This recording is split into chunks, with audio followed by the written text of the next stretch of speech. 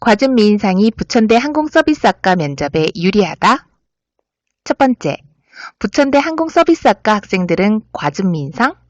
이건 어디까지나 저의 주관적인 생각이 가미되어져 있습니다. 부천대에 합격한 학생들을 보면 내면이나 외면에 과즙미가 있는 것 같아요. 복숭아를 닮았다고 해야 되나? 오렌지? 싱그럽고 사랑스러운 느낌의 학생들입니다. 볼이 발그스름하고 과일향이 날 것 같은 상큼한 학생들 있죠. 그 싱싱한 에너지? 부천대 항공서비스학과 유니폼부터 전체적으로 제주항공과 닮은 학과라 그런 걸까? 학교 이미지는 정말 무시하지 못하는 것 같습니다. 두 번째, 부천대를 선호하는 이유. 제주항공과 티웨이 항공과의 산학협력도 한몫을 하고 있는 걸로 알고 있습니다. 요즘 저비용 항공사가 치고 올라가는 추세이고 대형 항공사들의 사건 사고로 저비용 항공사의 위험이 조금씩 더 올라가고 있습니다. 요즘 티웨이 항공이나 제주항공이 엄청난 인기를 끌고 있는 거 아시죠? 저비용 항공사가 벌써 10년 이상 매출 상승 중이고 우리는 요즘 비용 절감으로 인해 가까운 곳은 저비용 항공사를 더 많이 이용하니 고객에게 익숙해집니다. 연봉은 아직까지는 대형 항공사보다야 적지만 앞으로 발전을 봤을 때는 꿋꿋입니다. 그리고 대부분의 대학교가 산속에 숨어 있는데 부천대는 시내에 자리 잡고 있어서 교통 부분이 아주 편리합니다. 정말 이 부분을 학생들이 가장 만족해 한다라는 소문. 세 번째, 면접을 들어갈 때 디귿자 워킹으로 들어가는데 이때 남녀 구분하지 않고 들어갑니다. 부천대는 특히 남학생들이 2년제에서 굉장히 선호하는 학교 중 하나라고 합니다. 같이 들어가서 여학생들에게 밀리느냐? 절대 아닙니다. 점수가 깎이지도 않습니다. 2018년 120명에서 2019년 올해 20명 많아진 140명. 대박입니다. 여러분 들어가야 됩니다. 네 번째, 영어의 중요성. 생각보다 영어 숫자도 잘 못 읽는 지원자들이 많다고 합니다. 안 됩니다. 무조건 읽히니까요. 무조건 준비를 해서 가야 합니다. 영어 선생님이든 영어를 잘하는 친구의 힘을 빌어서라도 녹음을 하세요. 발음 틀린다고 떨어지는 건 아니지만 준비한 사람과 준비하지 않은 사람은 표시가 납니다. 제가 면접관이라면 열심히 준비해준 이런 학생에게 더 관심 갈 것 같아요. 부천대에서 영어 지문 실수했던 학생이 있어요. 영어 지문에서 자신이 제일 못했던 언도 이야기를 3번이나 이렇게 나오는 지문이 있거든요. 잘 읽다가도 결국 막히고 실수했대요. 하지만 실수했을 때 교수님 보고 활짝 웃고 다시 시작했다고 합니다. 어려운 거 압니다, 여러분. 면접관도 다 압니다. 하지만 우리는 노력을 해야 합니다. 다섯 번째, 딜레이되는 면접 시간. 다른 학교와 시간 분배 잘 하셔야 합니다. 딜레이는 각오하고 가야 돼요.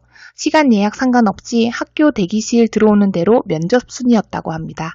뒤로 갈수록 교수님들 쉬는 시간이 작아지고 질문 개수도 적어졌다라고 해요.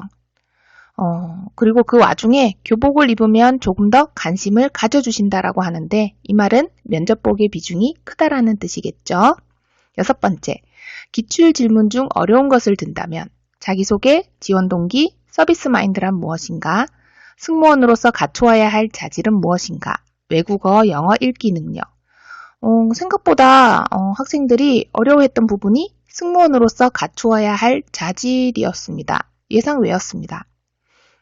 승무원 자질에 대부분 경청, 작은 배려, 친절 등 일반인들도 할 수 있는 대답을 하는 학생들이 있어요. 이건 1차원적입니다. 좀 더 2차원적이라는 건 차라리 팀워크, 위기 대처 능력, 성실 등이 더 팀제로 일하는 승무원에게 걸맞지 않을까 생각합니다. 하지만 이것도 학원들이 이미 다 써먹고 있습니다. 조금 더 다른 내용을 생각한다면 승무원이 갖추는 이런 자질이 나의 재능, 강점으로도 바꿀 수 있을 것 같아요. 예를 들면 승무원은 특히나 독서 습관을 갖추는 것이 중요합니다. 책은 문화를 이해하는 데 도움이 됩니다.